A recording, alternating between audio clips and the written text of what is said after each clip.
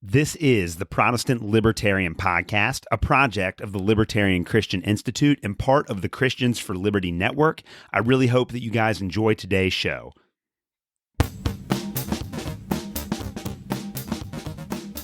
All right, guys, welcome to another episode of the Protestant Libertarian Podcast. My guest today is Dr. Cornelis Bennema. Dr. Bennema teaches New Testament at the London School of Theology and has written several books, including his brand new Imitation and Early Christianity, Mimesis and Religious-Ethical Formation, out now on Eerdmans. In this book, he explores the concepts of mimesis and imitation in early Christianity and how imitation is central to Christian ethics and discipleship.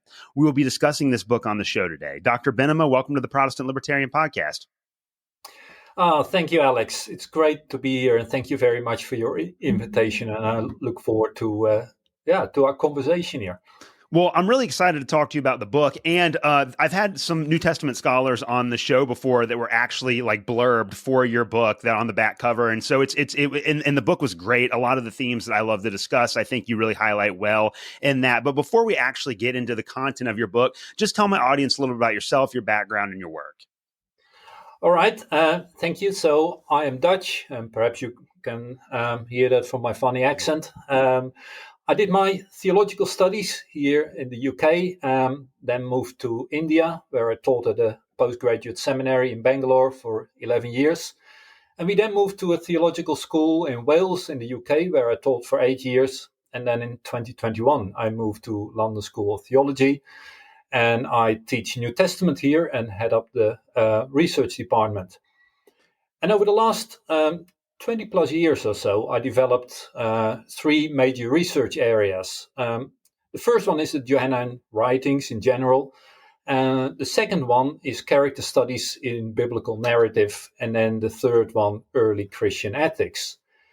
And usually, I seek to publish 2 books and some articles in a particular research area before moving on to a new one. So early Christian ethics is my latest research area, although I started it in 2012. But besides imitation or mimesis and early Christianity, I've also looked at virtue ethics, wealth ethics, and character formation. So that's a little bit about myself. So you talk about how you really like to, throughout the course of your career, focus on a particular subject and put out some research and literature on that. What drew you to this book in particular? Like, what was attractive about the concept of mimesis so much that you wanted to write an entire book on it? Thank you for the question. Well, we have to go way back to 2011 when I had identified a research leave project on identity and behavior in the Johannine writings. And at the start of my research leave, I wanted to clarify briefly for myself a kind of a formula that I had noted in John's Gospel, which goes like this: just as Jesus did, the disciples should also do. And I was really struck how often this phrase came up in relation to various Johannine topics, such as the foot washing, the love command, mission, and unity. Take the famous love command in John 13, for example. If Jesus had simply said to his disciples, "I give you a new command, love one another," that would probably have been clear enough for us all. But Jesus adds to this phrase, "just as I have loved you, you also should love one another."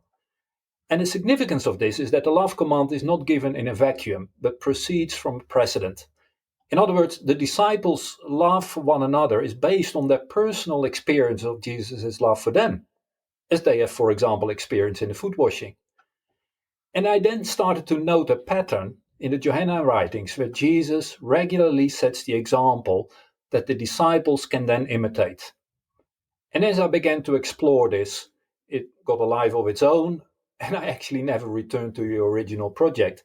Instead, I started to explore the concept of mimesis or imitation, first in the Johannine writings, resulting in a monograph with T&T Clark that came out in 2017, and then more broadly in early Christianity, resulting in the book that we are now talking about. So let's talk about the concept of mimesis in particular, because there are probably some people listening that we've used this phrase a couple of times. When we are referring to the concept of mimesis, what do we mean by that? It's central to your book. Honestly, it's like the major theme of your book. But what does that word actually mean? Yeah, that's a good question. Just a little bit of background, and we may come back on that later. But in Greco-Roman antiquity, mimesis originally referred to the representation of nature through the fine arts, like dance, painting, sculpture, poetry, etc. But over time, it spread to the realms of religion, family, and education to express the imitation of God, parent, and teacher. So, for example, if I go to the countryside and I paint a landscape, my painting is a mimicry or imitation of reality. Likewise, if I make a sculpture of a live model in my studio, I'm engaging in mimesis, in making a copy of the original. But the result of mimesis or imitation need not be a one-to-one likeness, an exact replication like cloning. It's important to understand that for the ancient Greeks and Romans, mimesis was not so much about complete likeness or exact reproduction, but more about creative corresponding representation. In other words, mimesis was a creative reproductive process, even though there would be a close correspondence between the original and the copy.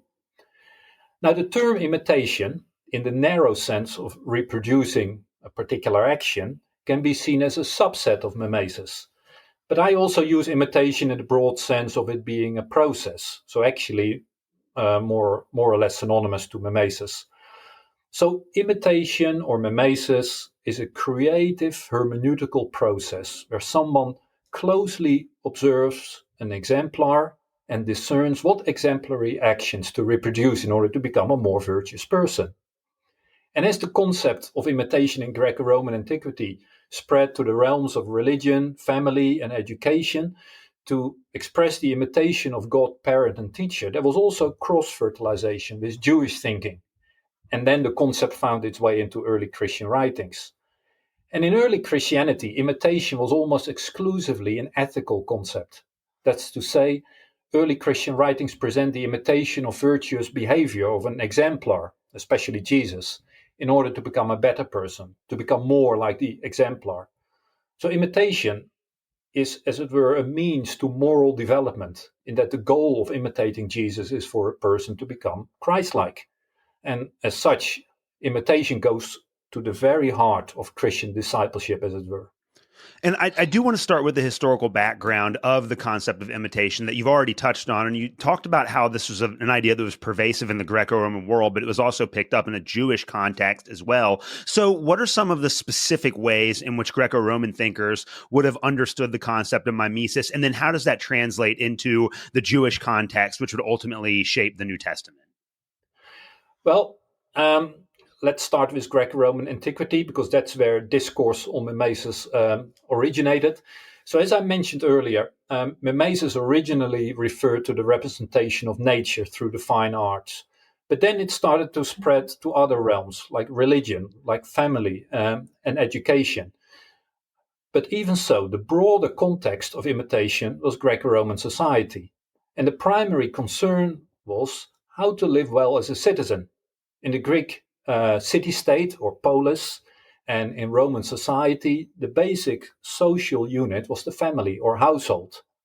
And since the family functioned as a microcosm of the polis, the spheres of family and civic education often overlapped. And imitation became a crucial mechanism in moral and civic education, where the imitation of suitable exemplars, especially from one's family, help people in how to live well in the Greek polis or Roman society. And when I was examining a whole range of Greco-Roman writings, I actually started to see a model of the workings of imitation in Greco-Roman antiquity. And there were 5 aspects that I drew out. The first one is selection and association. So aspiring students, they choose or are presented with an exemplary person for imitation, and they start to associate themselves with that person. Then the second aspect is observation. Imitation is by nature a sensory process where one must closely observe exemplary people in order to imitate them. And then the third element, discernment. When someone studies the exemplar, the imitator must discern what is worthy of imitation. Hence, imitation should not be reduced to mechanical process of simplistic repetition or replication. And then we have the imitation itself. So once you have observed and understood the model, then the imitator articulates this in a concrete imitative act that shows obviously correspondence with the original example. And in that process, and that's the last element, which I call transformation. Because insofar as imitation relates to education or family, the aim is moral development, where one imitates the teacher or the parent in order to become a better person. Now, when we turn to the Jewish world, the issue becomes a little bit more complex. In the Hebrew Bible or Old Testament, I could actually find only traces of imitation. The idea is there, but not really developed. We can think of texts such as Genesis 1:26, where humankind is created in the image of God. Is this imitation, or does it refer more to representation? Leviticus 19:2, where God commands the Israelites to be holy because he is holy. But actually the connection is causal. It's more the grounds or the reason why they should be holy rather than comparative when you think of imitation. Or a text like Deuteronomy 10, where saying that God looks after the outsider or the stranger, and the Israelites should also love the outsider because they were once outsiders in Egypt. But maybe this is simply analogy. More generally, Israel is often urged to walk in the way of the Lord and to follow after God. But again, this seems to refer more to obedience and allegiance than imitation. But as I said earlier, the situation began to change a bit when Greek culture started to influence Jewish thought, a process called Hellenization. And these Old Testament seeds came to fruition, as it were, in several Jewish writings of the Second Temple period. So in some way, I concluded that the pre-Greek Hebraic tradition that we have in the Hebrew Bible or Old Testament cannot actually adequately explain the concept of mimesis in early Christianity. We see some of the seeds, but it's in Greco-Roman antiquity where this whole concept of imitation is really discussed. Does that help a bit? Yeah, no, that's perfect. And one of the points that you make in your book that I think is really helpful is that you talk about how the concept of mimesis is fairly pervasive in the New Testament, even when the language isn't always present. The words used like the Greek word behind mimesis is used relatively few times in the New Testament, although the concept is there. So maybe talk about that dynamic a little bit. Why in the New Testament is there this disjunction between the specific number of times that New Testament writers use the language of mimesis and the concept being kind of woven throughout all of these texts? Okay, that's a good question. It is actually quite common in biblical studies that we work with the literal terms and then a concept, and I come back on that. But just for a few facts, as you already pointed out, the Greek, the literal term, the lexeme mimestai, where we have the transliterated word mimesis from, but it simply means to imitate. It occurs 11 times in the New Testament, mainly in Paul, and 18 times in the Apostolic Fathers.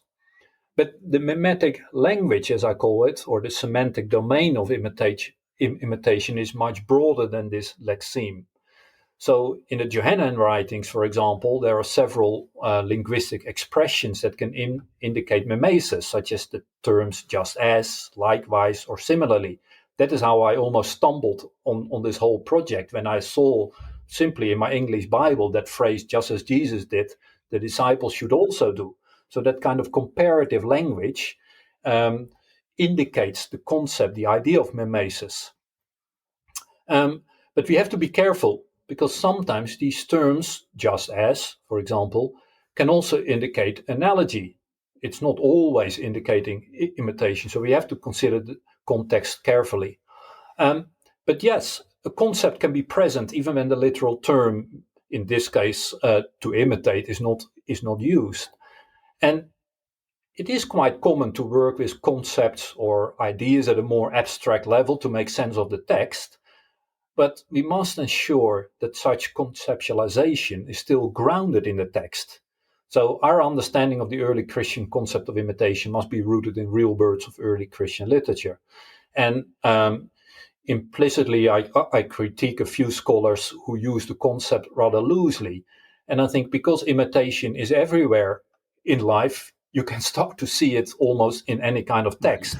So I want to draw out, let's say, the kind of mimetic language that the biblical authors use.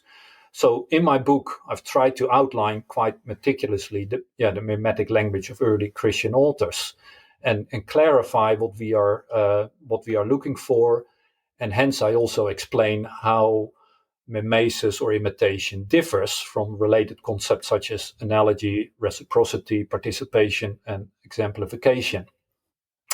Now, mimesis or imitation, whether the literal terms or even its concept, is not found everywhere in the early Christian writings or everywhere to an equal measure. But I claim that it is pervasive in the writings of John, of Paul, and the Apostolic Fathers, and to a lesser extent in Hebrews and 1 Peter.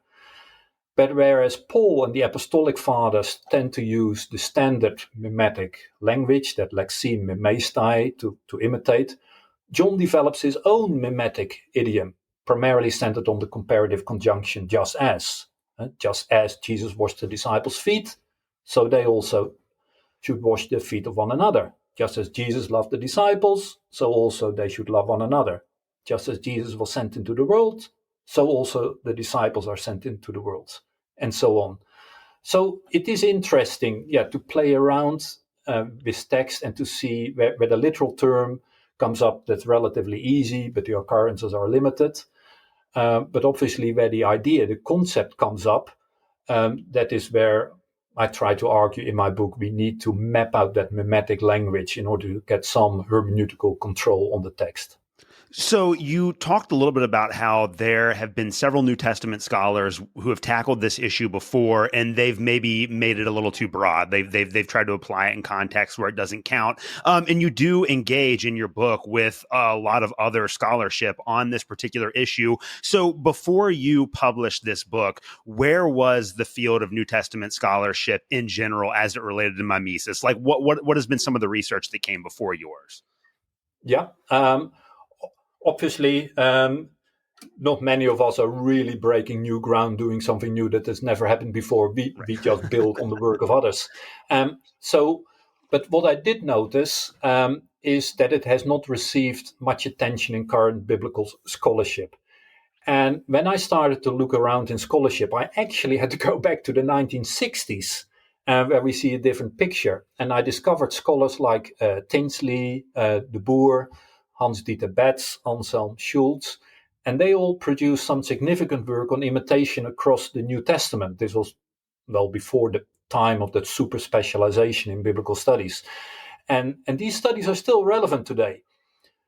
But when we fast forward to the 2000s, we still find a few scholars who have recognized the importance of imitation. And I think of scholars like Richard Burridge, Victor Copen, Jason Hood, and Candida Moss. But several issues that these scholars discussed were not settled by scholarship. So that led me to formulating 4 questions that actually shaped my inquiry. And the first question was, where do the historical origins of the early Christian concept of mimesis lie?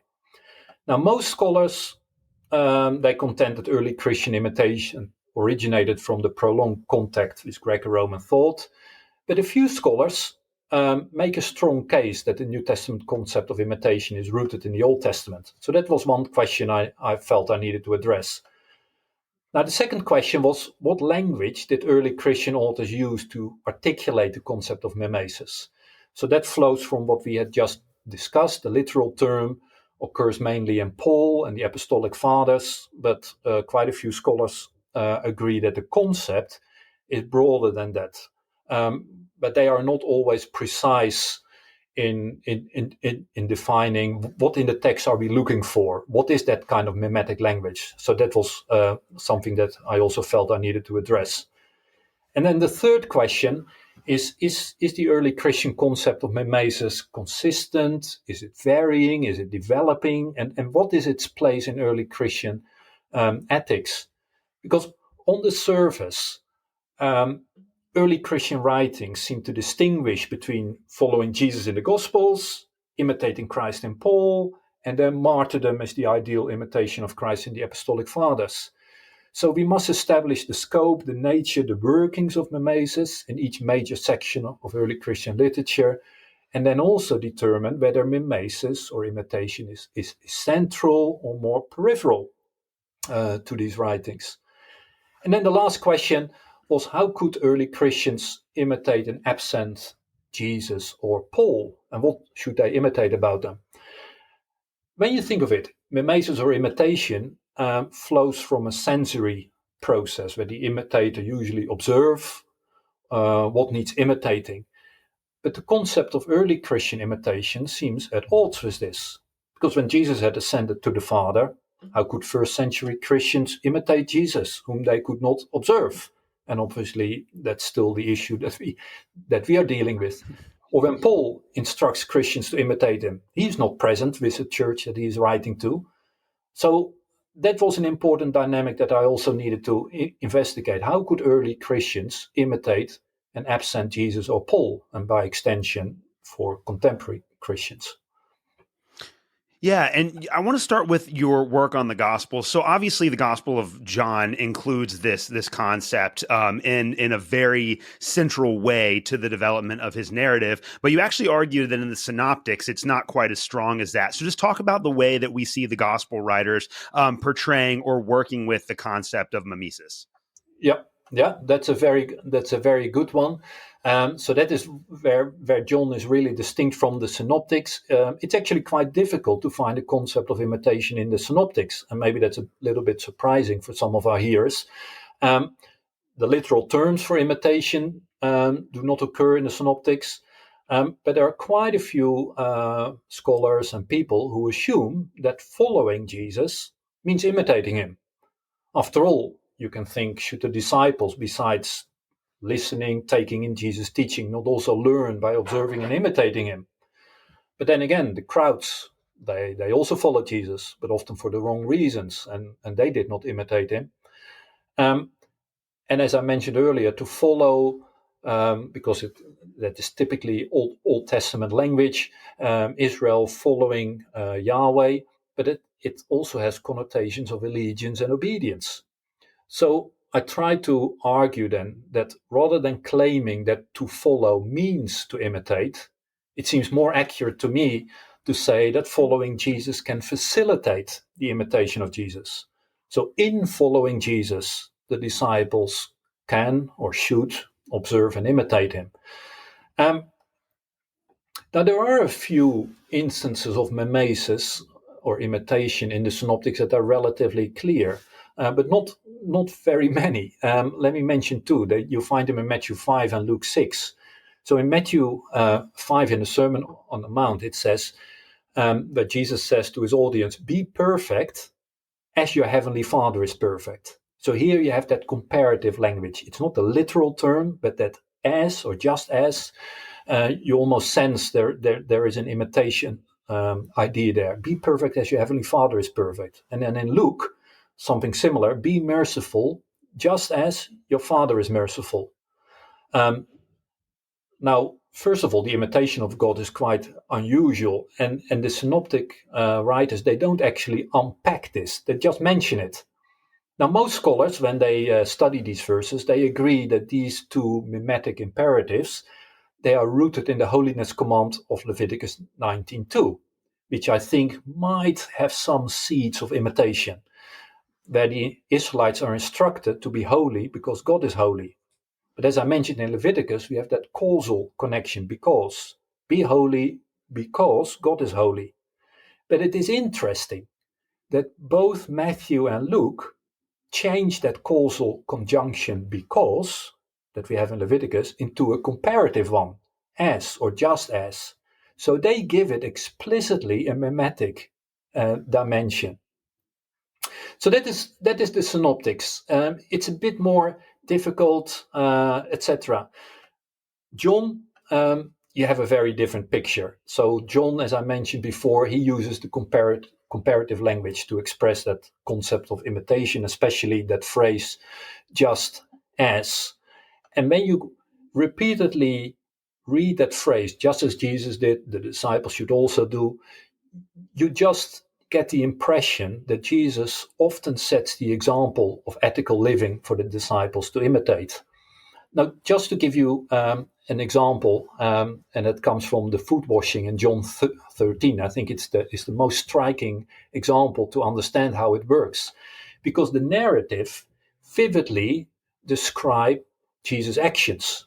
He stands up from the table, he removes his garment, and he washes his disciples' feet. And then it states in reverse order, having washed the disciples' feet, he put on his garment and reclines again at the table. And usually, one can only imitate what one observes. So instead of telling the disciples that they should wash one another's feet, Jesus shows what needs imitation. He gives a demonstration. And only after Jesus has shown this to the disciples, then he issues that command to imitate him. Then he says, "For I gave you an example that just as I did to you, you also should do." And the example that Jesus refers to, of course, is the foot washing, the visible model for imitation. Now, so far so good, you might think. But we must now consider what Jesus actually meant when he said that they should repeat what he had done for them. And scholars debating, did Jesus have in mind a literal replication of the foot washing, or is it a broad call to humble, loving service? And an important clue is to note that authentic imitation requires understanding. I had already mentioned in Greco-Roman antiquity, it was not about cloning, about a mindless replication. It was actually a cognitive, a creative process. And indeed, when Jesus goes back to the table after the foot washing, he does not immediately tell the disciples to imitate his example. Instead, he first asks them, "Do you understand what I have done to you? Do you understand what I've done to you?" Jesus checks whether the disciples have understood what he did for them. So they must interpret Jesus' example in order to imitate him. So also for John, imitation is a cognitive process where the believer, the Christian, has to interpret Jesus' example in order to imitate it. And I call this moral reasoning. That is thinking in line with God's character, God's values and norms as they are exemplified by Jesus. And this means that the imitator must understand the intent of the original act and then articulate this understanding in a corresponding imitative act. And I don't rule out a literal practice of foot washing. I think that can be very helpful, but it does not exhaust the scope of what Jesus meant. So especially in John, we see many of these examples where actually, which gives us insight into the workings of mimesis and imitation, much more than the synoptics. You have to do much harder work on them. So I remember that when I was in like church youth group in high schools in the early 2000s in the United States, the phrase, "What would Jesus do?" is very popular. And you still see people wearing the bracelets or the t-shirts or whatever today. And you talk about this a little bit in your book. Given what you have been arguing about the concept of mimesis in the Gospels, what do you make of the phrase, "What would Jesus do?" Is that an accurate reflection of what we're supposed to get out of the Bible? How do you handle that phrase? Well, I wouldn't call it an accurate reflection of mimesis, but perhaps more a laudable effort to incorporate mimesis into discipleship. And yes, you're right. During the 1990s, the early 2000s, the acronym WWJD, "What would Jesus do?" became popular among evangelical Christians to express their desire to behave like Jesus, to imitate him. The problem is there were often no guidelines as to what people could imitate about Jesus. And I don't want to be overly critical of this popular movement, as it were, but I argue in my book that we should not leave the imitation of Jesus to purely subjective interpretation. And I suggested that the two main hermeneutical devices to guide us in discerning what to imitate about Jesus are the text and the spirit. So while we all understand or can accept, I guess, that Jesus is the supreme model for Christian behavior, this is true only to the extent that the biblical text indicates, because certain aspects or actions of Jesus cannot be imitated. So to imitate Jesus appropriately, we must determine, let's say, and I'll come back to that mimetic language that the biblical authors use in order to avoid a subjective pick and mix approach. And the Spirit also has a role to play, because the Spirit, and there are plenty of texts in the Bible that indicate that they aid the Christian in the interpretation of the biblical text, and hence in determining what to imitate about Jesus. And to make a long story short, my findings indicate that the imitation of Jesus often centers on values such as humility, love, forgiveness, unity, self-giving, and other regard. Yeah, and I think that's a perfect response to that and very important context. Now, I do want to turn to Paul, because in Paul we actually get the language of mimesis to a much greater degree than we do in the Gospels, and a lot of that comes out of First and Second Thessalonians, which were probably two of Paul's earliest letters. So, just talk to us about where we see mimesis in Paul and how that relates to his wider concept of Christian ethics. Yeah. Well, that's a very good one, and indeed, most scholars who have done work on mimesis or imitation in the New Testament have gone to Paul. I think the idea of imitation can actually be found in all of the Pauline letters, but not always to the same extent. So yes, the literal term to imitate occurs in 1 and 2 Thessalonians, as you said, but also in 1 Corinthians, Philippians, and Ephesians. But different mimetic expressions occur in the other Pauline letters. So Paul also uses these other mimetic expressions that we also find in John, for example. But when we map out the mimetic language in the Pauline letters, I think imitation is central to Paul's ethics, primarily in 1 and 2 Thessalonians, 1 and 2 Corinthians, and Philippians. It's prominent in Ephesians, but not central, and it's more peripheral in the other Pauline letters. But similar to the Gospels, the content of Paul's call to mimesis focuses on humility, self-giving love, and other regard. And this is always the issue with imitation. Paul does not spell out an exhaustive list of mimetic activities for his audience. And this is again where the concept of moral reasoning comes in.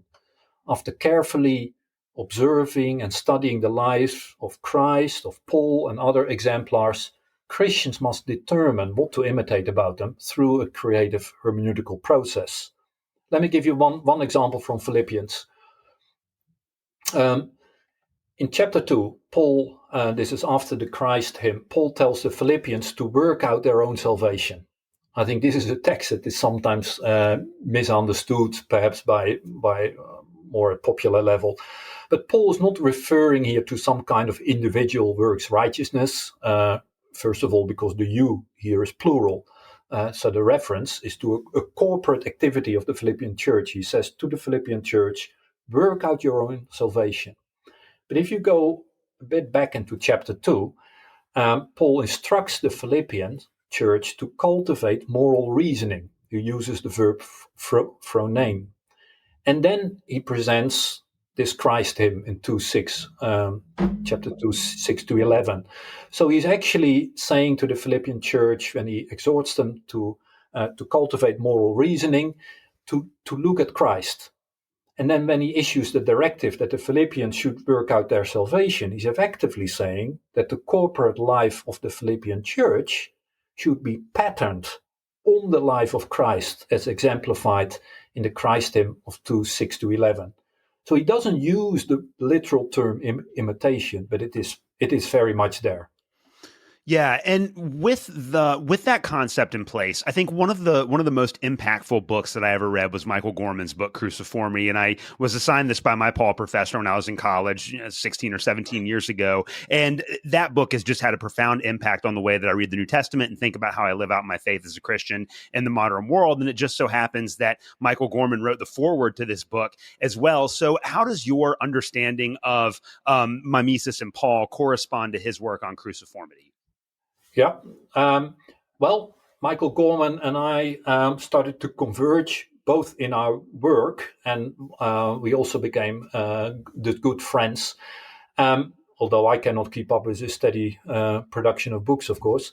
But Mike's work on cruciformity explains how the Christian life is or should be shaped by the cross.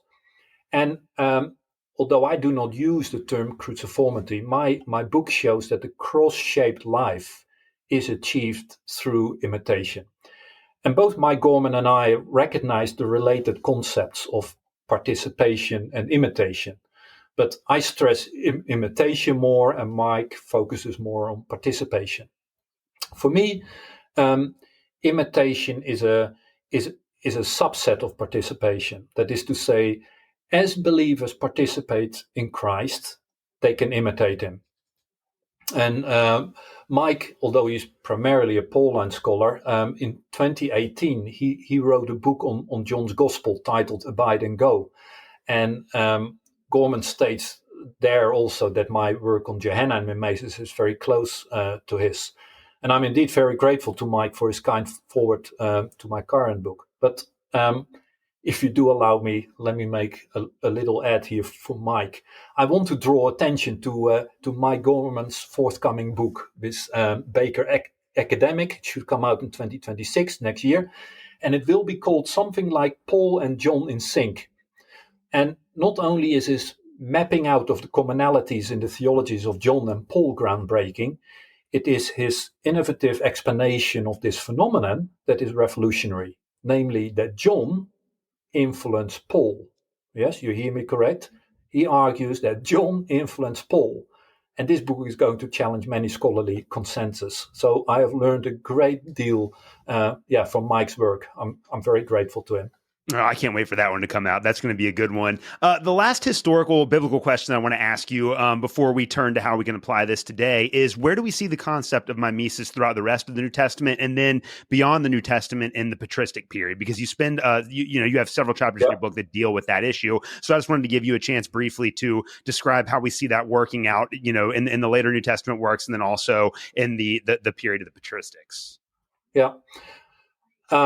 Well, in one way, there's always, when you start to look for a certain concept, there's always the desire to see it everywhere, but you have to hold back and create the right nuance. So I've tried to do that in the Synoptics, John, Paul, and looking in the rest of the New Testament. There is not much.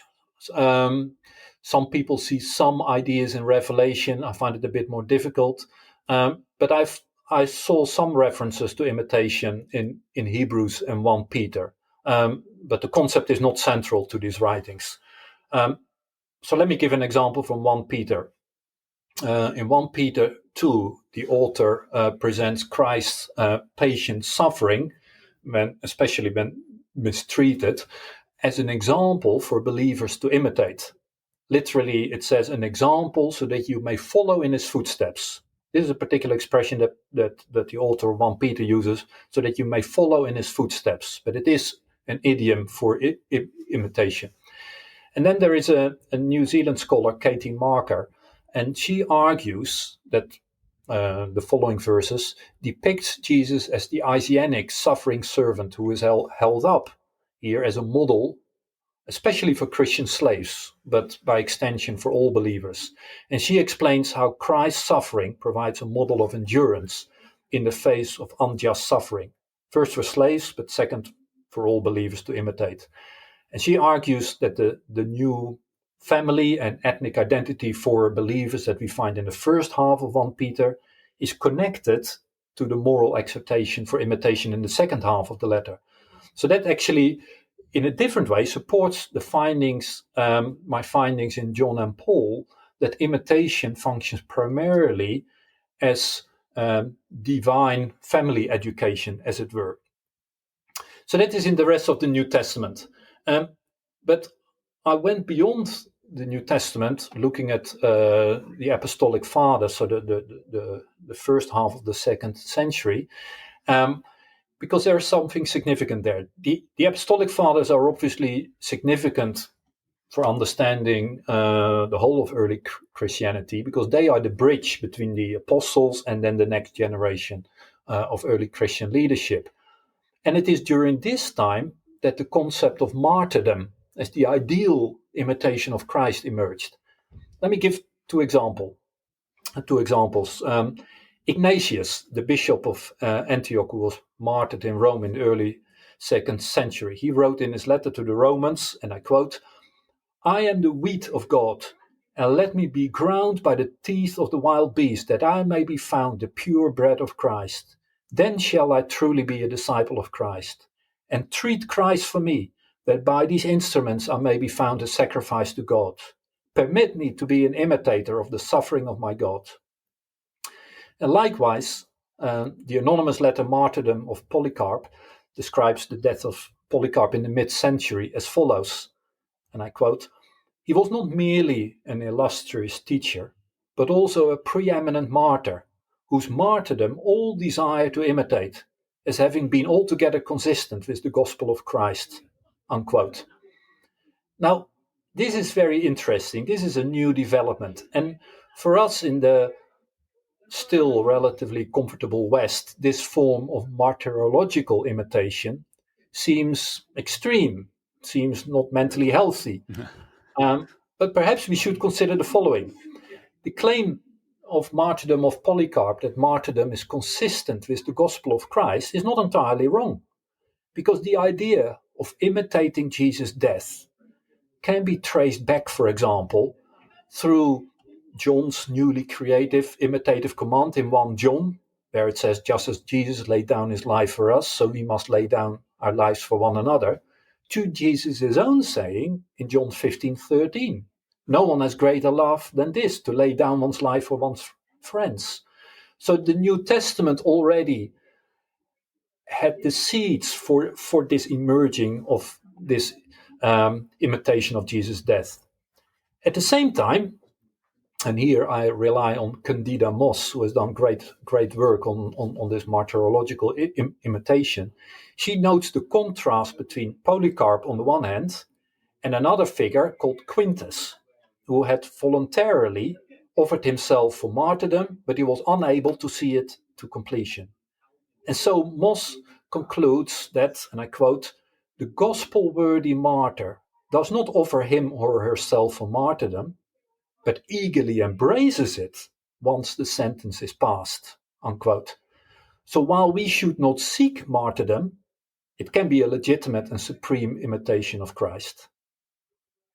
Yeah, I love that. One of the things that I really appreciate about your book, and this is the final question I'm going to ask you before we wrap up, but I think this is in many ways probably the most important question.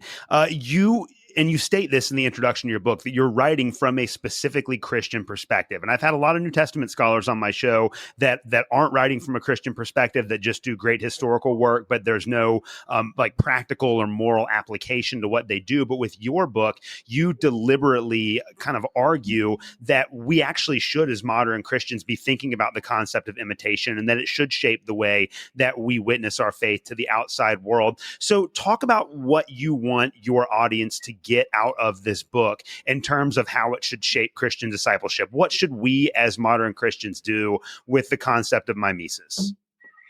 Yeah, that's a great question. You're right. I identify myself in the book that I'm standing within the Christian tradition that I study, and I try to be a critical insider, as it were. But that also means that I think these writings were not simply written just to be studied historically, but they also have contemporary meaning. And it works very well for imitation, because it's probably not an exaggeration to state that imitation or mimesis is central to human life. We are social beings. We are wired to imitate. Think of it. Babies learn to talk by imitating their parents. Children grow up imitating their parents, their teachers, other role models. Adults, they progress in their behavior and skills, often by imitating others. But people are not always aware or careful about what or whom they imitate. Many people nowadays find their role models on social media, where influencers cultivate an often uncritical following. And my book seeks to show how Christians can be more intentional about making imitation central to discipleship. And as Christians seek to model their lives on Jesus, whether by picturing Jesus in the biblical text or by observing exemplary Christians, they gradually become more Christ-like. And then we come full circle when we realize that imitating Jesus is not simply about our personal growth, but that the ultimate challenge is to become an example for others in their Christian journey. And I think that ties into the entire Christian concept that this is a corporate message. We are together on a journey. And yes, I look around to see, to find mature Christians, to associate myself to them. And I think if you are a regular goer to a church and you know people, you will almost intuitively know, this person is gracious, or I wish I would be like this person, more patient or more hospitable, etc. And you can associate yourself to these people intentionally, study them, observe them, trying to replicate that in your own life, but even with a loftier goal in mind, that perhaps you can be a role model to others. So that is how I would apply it. Well, Dr. Cornelis Bennema, I think this is a great place to wrap it up today. The book is Imitation in Early Christianity. Like I said before, it's out now on Eerdmans. I would highly recommend everyone in my audience to pick up a copy of this book and read it and meditate on it. It is fantastic. Before I let you go, where can people find your work? Well, it's readily available on Amazon, both in the US and the UK. You can obviously find it also on the Eerdmans website, but otherwise, website of major the retailers such as Barnes & Noble, Eden Bookshop, etc. If you really want to be smart and want a free copy, perhaps you should contact the book editors of any major New Testament journal and ask whether you can review the book. Perfect. Well, we appreciate the insider information there. Dr. Bennema, thank you so much for coming on the show today. Okay, it was a great pleasure to be here. Thank you so much. Thank you for listening to another episode of the Protestant Libertarian Podcast. If you have any questions or comments, please reach out to me at theprotestantlibertarian@gmail.com. You can also find me on Twitter. You can follow me at the handle @ProLibertyPod. Again, that is @ProLibertyPod. And you can also visit me at theprotestantlibertarianpodcast.com. At theprotestantlibertarianpodcast.com, you can also support the Christians for Liberty Network and the Libertarian Christian Institute. Thank you guys so much for listening to this episode, and we will see you next Tuesday.